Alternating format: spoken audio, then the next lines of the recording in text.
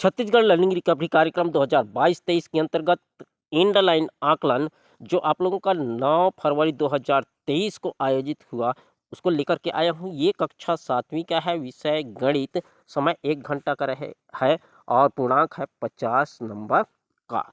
तो चलिए स्टार्ट करते हैं। इससे पहले यदि विज्ञान और सामाजिक विज्ञान का आप तैयारी करना चाहते हैं तो डिस्क्रिप्शन बॉक्स में बेसलाइन आकलन का दिया गया है, वही पेपर आप लोगों को मिलने वाला है। सेम टू सेम आप लोगों का 100% आने वाला है, तो बिल्कुल उसे देख लीजिएगा। डिस्क्रिप्शन बॉक्स में उसका लिंक दिया गया है। तो चलिए स्टार्ट करते हैं।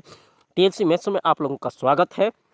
सबसे पहला आप लोगों को भरना पड़ेगा रोल नंबर, यूडाई स्कोर विद्यालय का नाम और विकास खंड का नाम।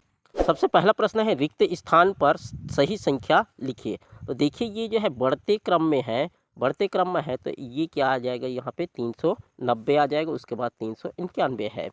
पटेल पारा स्कूल में लड़कियों की कुल संख्या 198 है, लड़कों की संख्या लड़कियों से 25 ज़्यादा है। स्कूल में कुल बच्चों की संख्या बताना है। तो 198 लड़कियों की है तो 25 अधिक लड़कों की हो जाएगी, तो दोनों को हम जोड़ेंगे तो 421 कुल संख्या होगी। तीसरा प्रश्न है, 3/5 में से 1/3 को घटाया जाए, इसको तिरछा गुणा करेंगे, तिर्यक गुणा करेंगे तो 3 तिया 9 हो जाएगा, 5 एकम 5 हो जाएगा, ऐसे गुणा करेंगे तो 5 तिया 15 हो जाएगा, तो 9 ऋण 5/15 होगा, अर्थात ये घट जाएगा, तो 4/15 हमारा आंसर आएगा। सबसे छोटी पूर्ण संख्या 0 है, तो सबसे छोटी प्राकृतिक संख्या कौन सा होगा, 1 होगा। पांचवा प्रश्न है, दिए गए कोणों के माप को रेखा खींचकर उसके सही वर्ग के नाम से मिलाओ। तो देखिए इसमें 135 जो है अधिक कोण है और 90 समकोण है, 40 जो है न्यून कोण है और 285 ये बृहत कोण है। छठा प्रश्न, दी गई आकृति में क्षेत्रफल और परिमाप ज्ञात कीजिए। तो इसका क्षेत्रफल ज्ञात करना है, परिमाप ज्ञात करना है। तो क्षेत्रफल बराबर होता है लंबाई गुणित चौड़ाई, तो 8 का गुणा 4 से कर देंगे तो 8 चौक 32 इसका आंसर आएगा। परिमाप इसका हो जाएगा, परिमाप बराबर हो जाता है सभी भुजाओं का योग, तो सभी भुजाओं का योग करेंगे या इसका परिमाप निकालना है तो परिमाप बराबर हो जाता है 2 गुणित लंबाई धन चौड़ाई, तो इसका परिमाप आ जाएगा 24 सेंटीमीटर। प्रश्न 7वां है, 2/5, 1/3, 4/7, 9/5 ऊपर दी गई संख्याओं में से सबसे छोटी भिन्न संख्या बताइए। तो इसका सबसे छोटी भिन्न संख्या होगा हमारा 4/7। देखिए ये तो अनुचित भिन्न है, अर्थात सबसे बड़ा भिन्न है, तो इसका निकालेंगे तो 42/105 आ जाता है 2/5 का, 1/3 का 35/105 आता है और 4/7 का 15/105 आता है। तो सबसे छोटी भिन्न कौन सा होगा, 4/7 हमारा सबसे छोटी भिन्न होगा। अगला प्रश्न, ऊपर दी गई संख्याओं में से एक अनुचित भिन्न संख्या बताइए। तो अनुचित भिन्न कौन सा है, 9/4 है। तीसरा है, 2/5 का दशमलव रूप, इसको हम भाग देंगे, दशमलव रूप में करेंगे तो 2 नमसून होगा, दशमलव लगाएंगे तो 0 आ जाएगा, 20 हो जाएगा, 5 चौक 20 हो जाएगा। चौथा है, 1/3 का प्रतिशत रूप लिखिए। तो प्रतिशत निकालते हैं तो प्रतिशत 100 का होता है, तो 1/3 गुणित 100 हो जाएगा, तो 100/3 होगा, अर्थात इसका हम भाग देंगे तो 33.3% आएगा। आठवां प्रश्न है, किसी विद्यालय में मध्याह्न भोजन में दाल, पुलाव, खीर तथा सब्जियां मिलने के कुल दिन नीचे दिए गए दंड आरेख में दर्शाए गए हैं। दंड आरेख देखकर नीचे लिखे प्रश्नों के उत्तर दीजिए। तो ये दंड आरेख दिया गया है। दंड आरेख के अनुसार सबसे कम दिन कौन सी चीज़ मिलती है। तो सबसे कम दिन कौन सी चीज़ मिलती है, पुलाव मिलती है। दूसरा है, दंड आरेख के अनुसार खीर कितने दिन मिलती है। तो खीर 25 दिन मिलती है। दंड आरेख के अनुसार खीर, पुलाव, सब्जी कितने दिन मिलते हैं। तो कितने दिन मिलते हैं, ये देखिए खीर, पुलाव और सब्जी ये जो है 10 दिन मिलते हैं। पुलाव 10 दिन मिलते हैं, तो ये भी 10 दिन मिलते हैं। चौथा है, दंड आरेख के अनुसार दाल के दिनों की संख्या खीर के दिनों की संख्या में कितना अंतर है। दाल के दिनों की संख्या को देखिए, दाल के दिनों की संख्या 35 है और खीर के दिनों की संख्या 25 है। तो ये दोनों का अंतर करेंगे तो 10 का अंतर होगा। 9वां प्रश्न है 5 मजदूरों को 8 दिन के काम करने की मजदूरी 30,000 रुपये मिलती है, तो एक मजदूर की 1 दिन की मजदूरी थी। तो इसको हम भाग दे देंगे 30,000 में हम 40 का भाग दे देंगे। 40 क्यों होगा? क्योंकि 5 मजदूरों को 8 दिन का काम करने के लिए, तो 8 पंचे 40 हो जाएगा। तो 40 में भाग देंगे, कुल 40 मजदूर होंगे तो एक मजदूर का निकलेगा 750 रुपये। एक मजदूर की 5 दिन की मजदूरी, तो एक मजदूर का 750 रुपया है, तो 5 दिन का कितना हो जाएगा? 3,750 रुपया होगा। तीसरा 8 मजदूरों की 10 दिन की मजदूरी, 8 मजदूर की 10 दिन की मजदूरी, एक मजदूर का 750 रुपये, तो 8 मजदूर का कितना हो जाएगा? 6,000 हो जाएगा। तो 10 दिन का कितना हो जाएगा? 6,000 गुणित 10 अर्थात 60,000 रुपये होगा।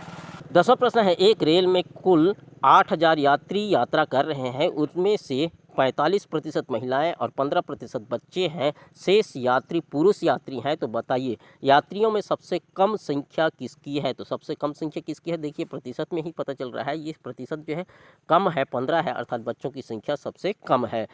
महिला यात्रियों की कुल संख्या कितनी है? तो कुल संख्या निकालने के लिए 8,000 गुणित 45/100 हो जाएगा। 45% है, तो इसका 45% निकालेंगे 8,000 का, तो हमारा 3,600 महिला आएगा। महिलाओं व पुरुष यात्रियों की संख्या में कितना अंतर है? तो महिला का आ गया 3,600 संख्या, और पुरुष का निकालेंगे तो 100 में हम 45 और 15% को घटा देंगे, तो ये हमारा पुरुष का प्रतिशत आ जाएगा 40%। तो 8,000 का 40% निकालते हैं तो 8,000 गुणित 40/100 हो जाएगा, तो इसको कैंसिल आउट करते हैं तो 3,200 पुरुष आते हैं। तो 3,600 महिला हो गया और पुरुष 3,200 हो गया, दोनों को घटाएंगे, अंतर करेंगे तो 400 हमारा अंतर आएगा।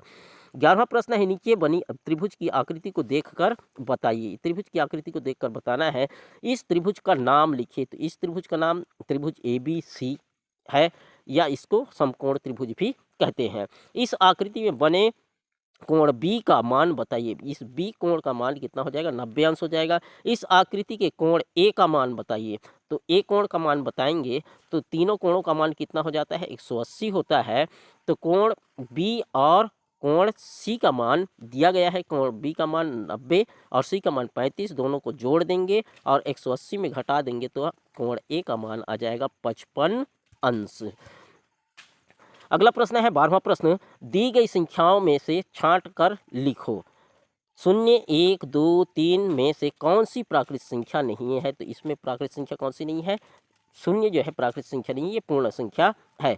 दूसरा है 3, ऋण 3, 4, 0, ऋण 6, 5 को आरोही क्रम में लिखिए। तो सबसे छोटा ऋण 3, ऋण 6 है, उसके बाद उससे बड़ा ऋण 3, फिर 0, 3, 4 और 5 सबसे बड़ा है।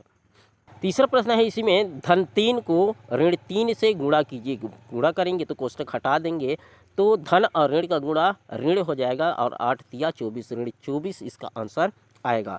13वां प्रश्न है नीचे दिए गए सवालों को हल कीजिए। राजीव के पास कुछ कंचे थे, यहाँ पर राजीव के कंचों की संख्या पता नहीं है, इसे एक चर राशि के रूप में कैसे लिखेंगे? लिखिए, हम मान लेते हैं, माना कि राजीव के पास x कंचे हैं, तो इसका बीजी व्यंजक के रूप में क्या हो जाएगा? x हो जाएगा।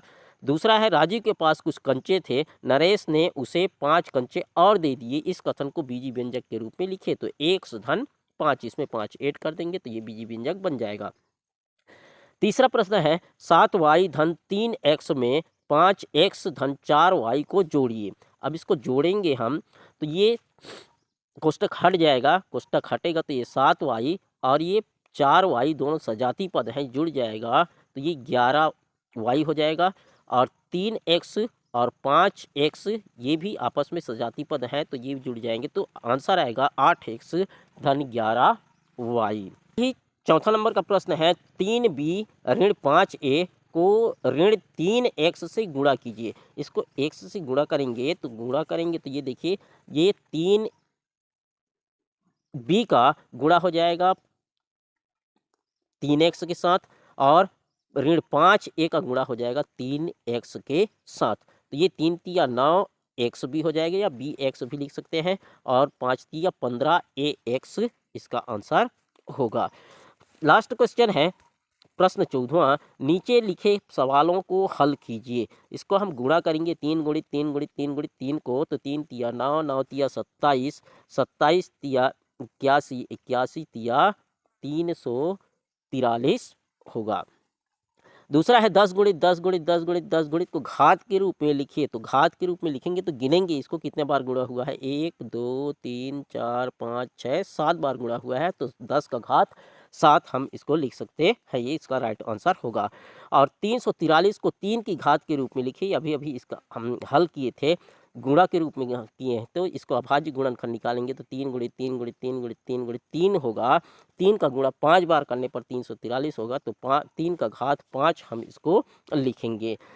चौथा है 3 का घात 4, उसका घात 5 को सरल घाती के रूप में लिखो। तो कोष्टक का कोष्टक है, कोष्टक हटाएंगे तो यहाँ पर घात 4 का घात 5 है, तो 4 का गुणा 5 हो जाएगा, तो 4 5 20 हो जाएगा, 3 का घात 20 इसका राइट आंसर होगा। पांचवा, ए का घात 3 बराबर 27 में ए का मान ज्ञात कीजिए। तो 27 का हम अभाज्य गुणनखंड करेंगे तो 3 गुणित 3 गुणित 3 आएगा, तो 3 का घात इसको 3 हम लिख सकते हैं, तो ए बराबर आ जाएगा हमारा 3 आएगा। इस तरह से आप 17 में 17 प्रश्न बनाए होंगे, और यदि इसका आपका कौन से लेवल में आप हैं उसका वीडियो देखना चाहते हैं तो डिस्क्रिप्शन बॉक्स में उसका लिंक दिया गया है, वहां से जाकर के आप चेक कर सकते हैं कि आप कौन से लेवल पे आए हैं या कौन से लेवल में आप हैं। Thanks for watching. हमसे जुड़े रहने के लिए मिलते हैं एक नए टॉपिक के साथ, तब तक के लिए धन्यवाद।